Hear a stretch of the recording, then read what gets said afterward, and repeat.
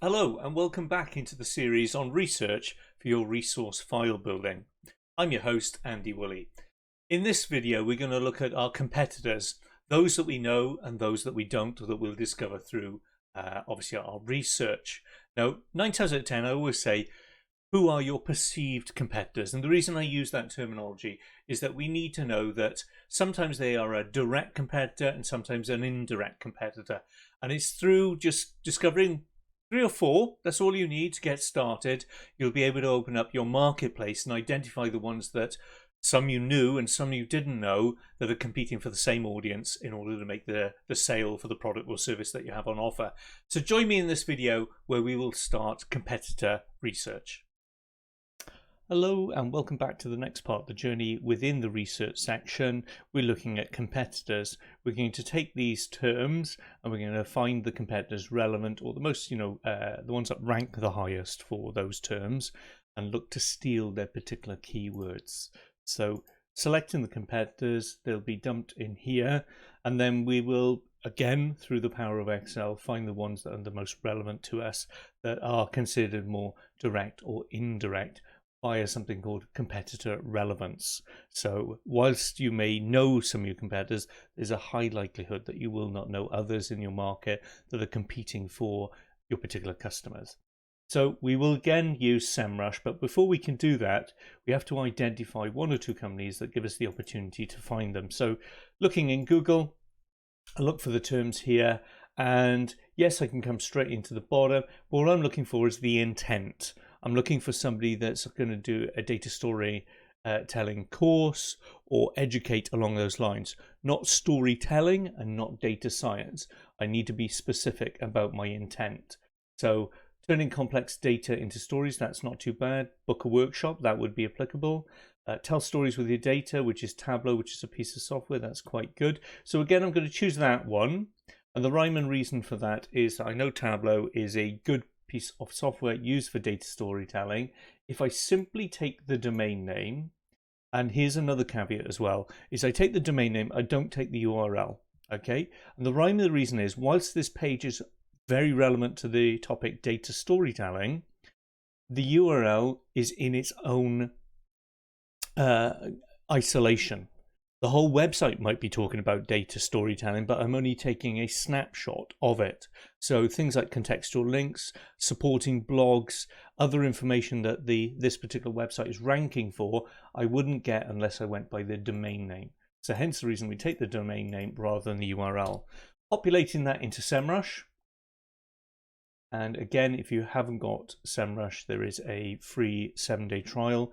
Please click on the link below, or within the website there's a button there and download it. It is an affiliate link for me, but it's a package I've used for over 8 years and it is really, really good. Right, so as you can see here, the website has a fantastic authority. Exponentially, it's been growing over time.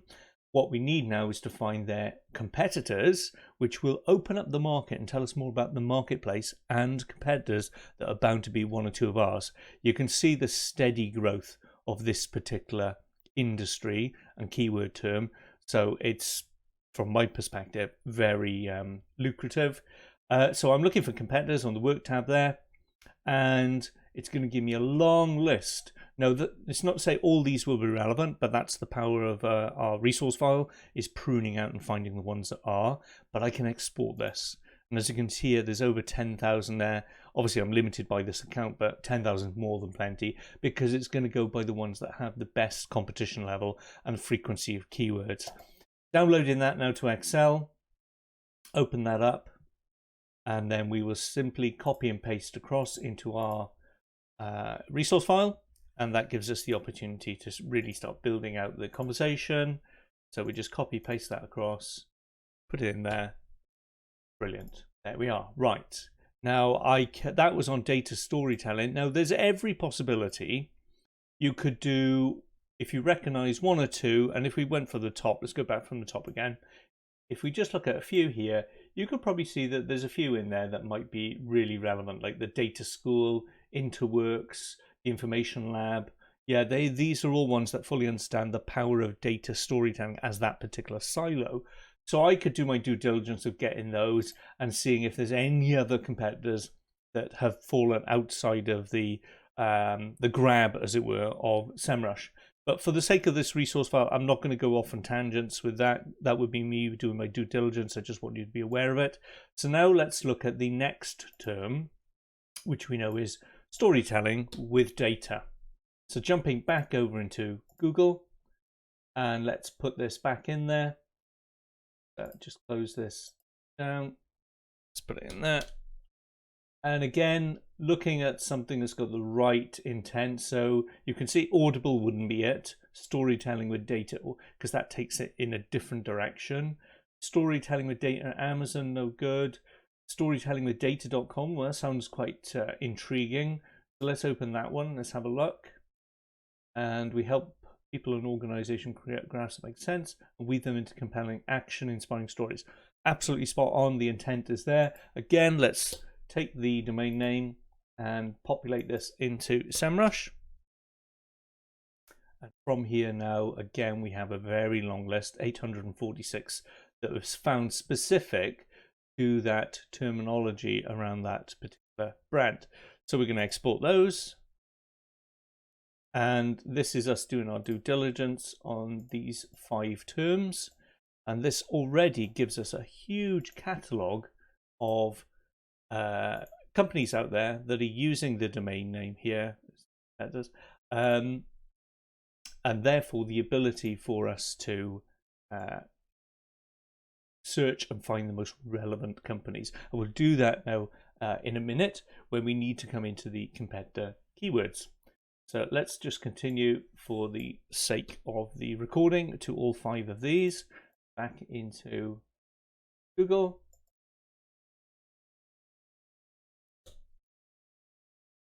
And again, yeah, great. You can see a very populated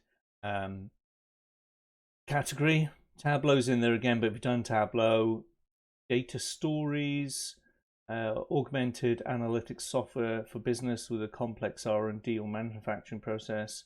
Generate insight from data. Yeah, absolutely love that. Again, is another one that is spot on the money when it comes to the intent. So copying the URL or the domain name, sorry. Again, back into SEMrush. The only thing I excuse me, the only thing I haven't done is I didn't change the currency. I should have changed the currency to GB because obviously I'm UK, so that will give me the cost down there. It's not hypercritical at this point because that will obviously exponentially change. The main impetus for the information here is that we need the companies that we're going to compete against, because that is our standing position, as it were. And from that, we can then identify where we can compare them on a month-by-month basis, because we will weigh and measure which ones are really relevant to our offering. So that's the 3rd one in there. There was only a handful in there because obviously data stories is a lot less. Data science, I'm going to leave that one out because I think that will take the intent too far. And then story with data, let's try that one. Jump back into Google again and see what we have. And again, yeah, you can see Tableau, which is, from my point of view, this is nice. This is convincing. This is telling me that these are rock solid keywords. They're compounding what I already knew, is that the intent is really, really strong around data storytelling when I'm seeing the same characters pop up all the time. HBR, how to tell a story with data. Yeah, possibly. Again, another character popped up again, storytelling with data.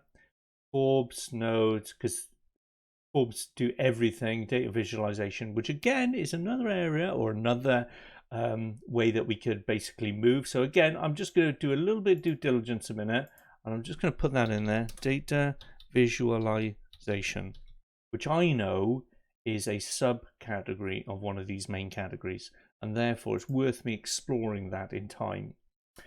How to tell a story with data. Data stories are narratives that explain how and why data changes over time, often through visuals. Yep, that is exactly it. lucidcharts.com. Let's have that one.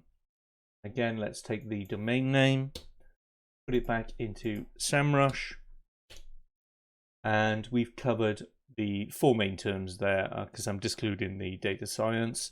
Again, there's 19,000, so it's only going to give me 10,000. Looking at that, some of these are graphics packages which are not going to be relevant, but some of them will be specific to data graphics. So it's still worth me taking that out of there, but I'm cautious at this point now that I know that some of these will start taking me on tangents that aren't relevant.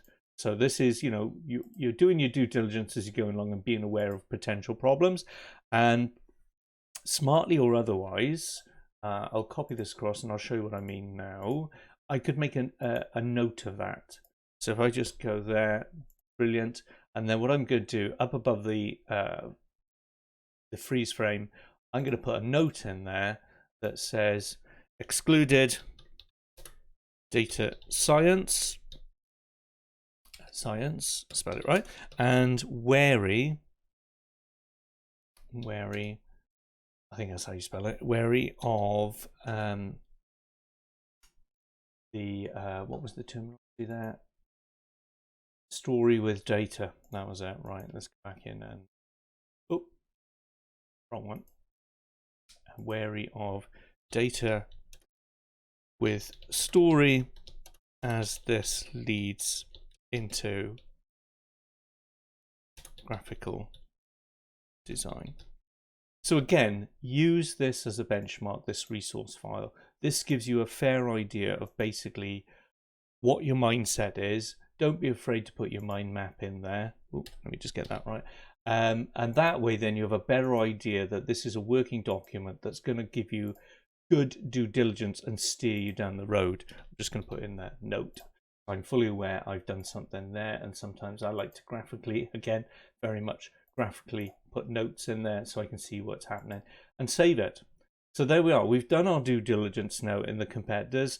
Within the next part, we're going to look at competitor keywords and how we select from here. So we do need to do a little bit of reviewing straight away to give us the next part of that journey. See you in the next part.